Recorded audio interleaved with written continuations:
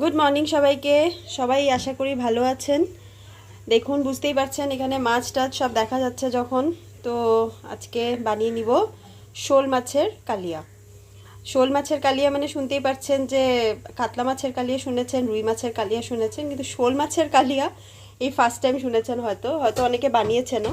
তো যাই হোক, আজকে বাজারে গেছিলাম, তো একটু বেশ 2.5-3 কেজি শোল মাছ পেয়ে গেছিলাম। তো ভাবলাম এত ভালো একটা লোকাল মাছ কিভাবে বানাই, তো বেস্ট লাগলো যে কালিয়া বানানো যাক। তাই এই সব উপকরণ রেডি। তো দেখুন কি কি আছে। আমি মাছটাকে আগে হলুদ লবণ দিয়ে মেখে রেখেছি। এখানে মোটামুটি বেশ কয়েকটা পিস আমি বানিয়ে রেখেছি কেটে।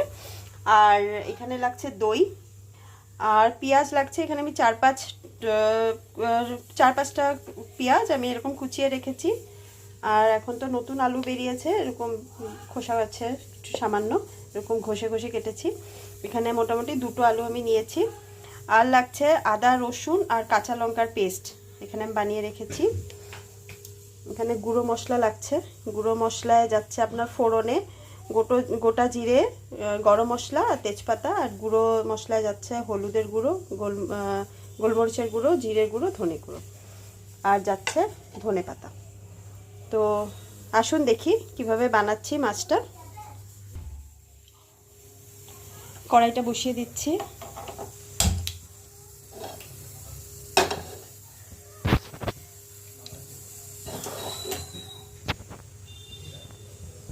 চলে গেল সরষের তেল।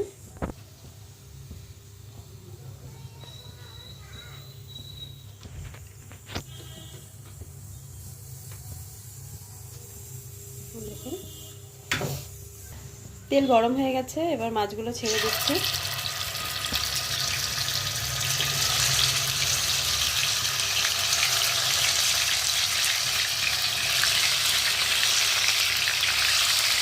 মাছটা খুবই ফ্রেশ আর এত ভালো লাগছিল।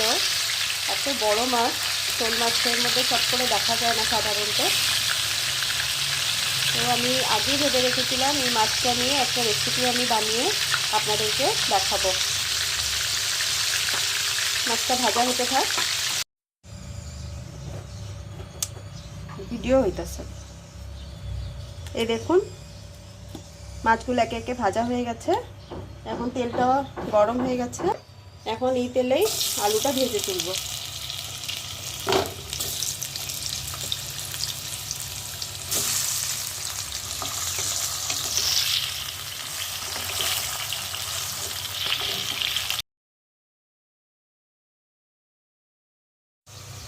এই দেখুন আলুগুলো ভাজা হয়ে গেছে, এখন আলুগুলো তুলে নিচ্ছি।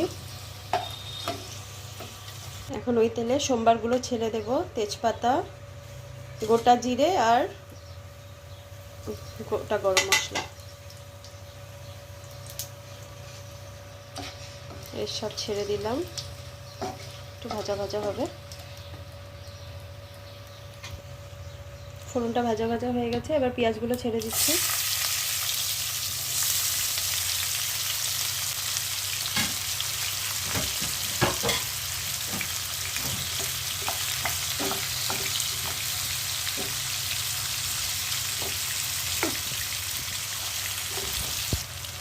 লবণ দিয়ে দিলাম স্বাদ মতো। লবণটা দিলে একটু মজবে জলদি।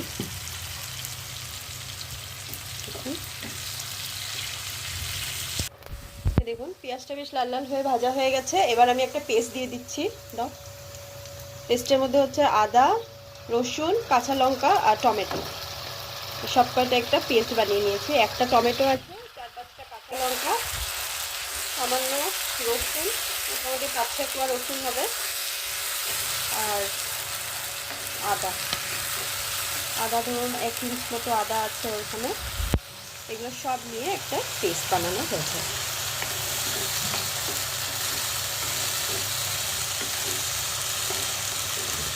এটা একটু কষানো হচ্ছে পেঁয়াজের সাথে।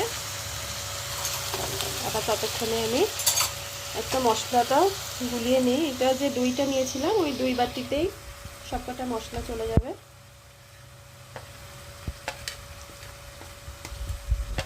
দেখুন এখানে 1 চামচ মতো গরম মশলার গুঁড়ো চলে যাচ্ছে। এগুলো একসাথে এবার মিশিয়ে নেব দইয়ের সাথে।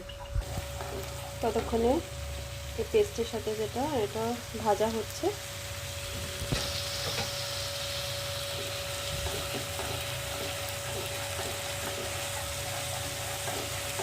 কষে যায়, আদা রসুনের গন্ধটা একটু গেলে তারপরে দইয়ের মিশ্রণটা ছেড়ে দেব।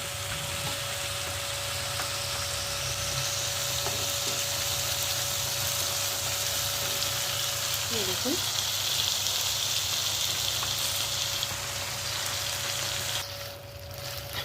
দেখুন বেশ মশলাটা বেশ কষানো হয়ে গেছে, গন্ধটাও বেশ ভালোই লাগছে। এবার দইয়ের এই পুরো মিশ্রণের মশলাটা পুরো দিয়ে দিচ্ছি।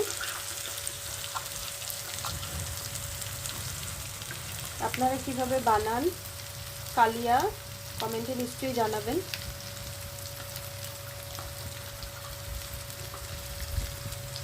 দেখুন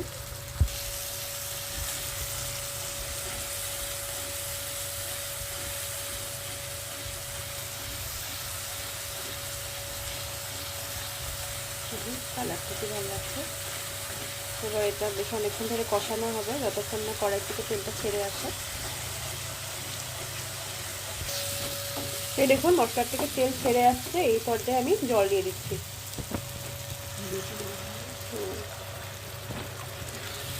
যেহেতু কালিয়া তাই খুব একটা জল দেব না, বেশ মাখা মাখা হবে রেসিপিটা। এই দেখুন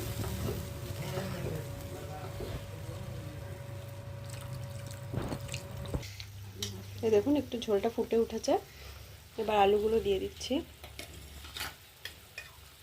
আলু মাছ, অনেকে কালিয়ায় আলু দেয় না, দিলেও বেশ খারাপও লাগে না।